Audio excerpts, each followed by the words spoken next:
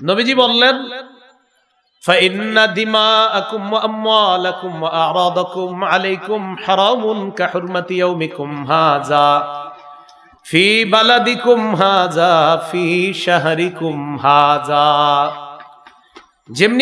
যেমনি ভাবে জিলহজ মাসের যেমন সম্মান, পবিত্র শহর মক্কার যেমন সম্মান, জিলহজের 10 তারিখের যেমন সম্মান, ঠিক তেমনি ভাবে আমি একজন মুসলমানের রক্ত, একজন মুসলমানের সম্পদ, একজন মুসলমানের ইজ্জত অপর মুসলমানের কাছে জিলহজ মাস মক্কা আর জিলহজের 10 তারিখের মতোই সম্মানিত বলে ঘোষণা করলাম।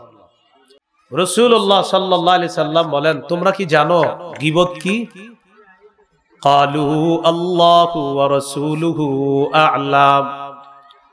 সাহাবীগণ বললেন, আল্লাহ এবং তার নবী ভালো জানেন, আল্লাহ এবং তার রাসূল ভালো জানেন গীবত কি।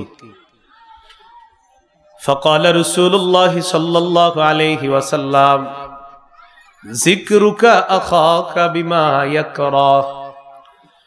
তুমি তোমার ভাইয়ের ব্যাপারে এমন কথা আলোচনা করা, তুমি কোন মুসলমানের ব্যাপারে এমন কথা আলোচনা করা যেটাকে সে অপছন্দ করবে, এটা কি গীবত বলা হয়? সাহাবীদের মধ্য থেকে রাসূল সাল্লাল্লাহু আলাইহি সাল্লামকে প্রশ্ন করা হলো, ইন কানা ফি আখি মা আকুল। হুজুর, আমি যার ব্যাপারে সমালোচনা করলাম তার মাঝে যদি এই অপরাধটা সত্যি সত্যি থাকে তাহলেও কি গীবত? ফাকালা রাসূলুল্লাহ সাল্লাল্লাহু আলাইহি ওয়াসাল্লাম ইন কানা ফি আখিকা মা তাকুলু ফাকাদ ইগতাবতা ওয়া ইল্লাম ইয়াকুন ফীহি মা তাকুলু ফাকাদ বাহাত্তা। তুমি তোমার ভাইয়ের ব্যাপারে যা বললা এটা যদি সত্যি তার মধ্যে থাকে এটাই গীবত, আর যদি তার মধ্যে এই অপরাধ না থাকে এটার নাম অপবাদ। কি শিখলাম?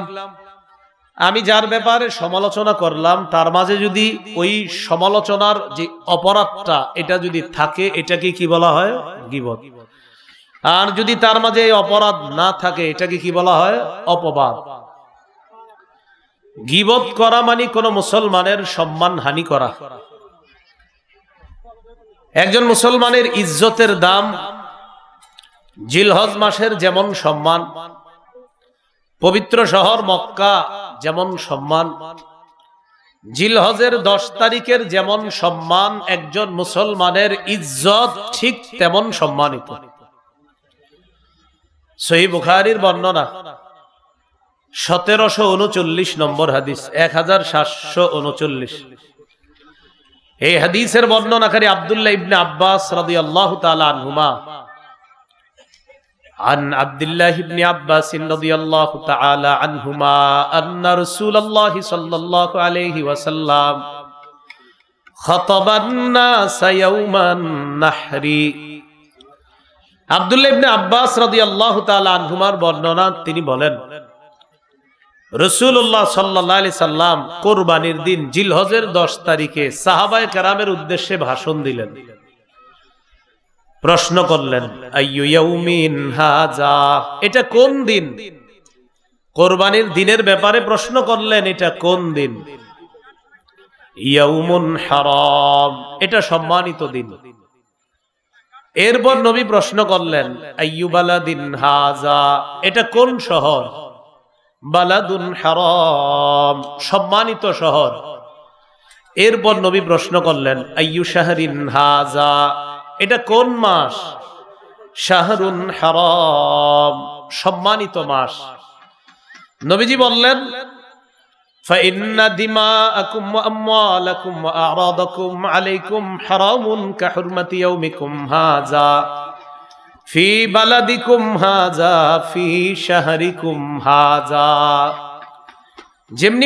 যেমনি ভাবে জিলহজ মাসের যেমন সম্মান, পবিত্র শহর মক্কার যেমন সম্মান, জিলহজের 10 তারিখের যেমন সম্মান, ঠিক তেমনি ভাবে আমি একজন মুসলমানের রক্ত, একজন মুসলমানের সম্পদ, একজন মুসলমানের ইজ্জত অপর মুসলমানের কাছে জিলহজ মাস মক্কা আর জিলহজের 10 তারিখের মতোই সম্মানিত বলে ঘোষণা করলাম। তাহলে একজন মুসলমানের ইজ্জতের অনেক দাম, অনেক সম্মান। গীবত, মিথ্যা রটনা বা অপবাদের মাধ্যমে তার সম্মান হানি করা থেকে আল্লাহ আমাদের এই জবানকে হেফাজত করেন।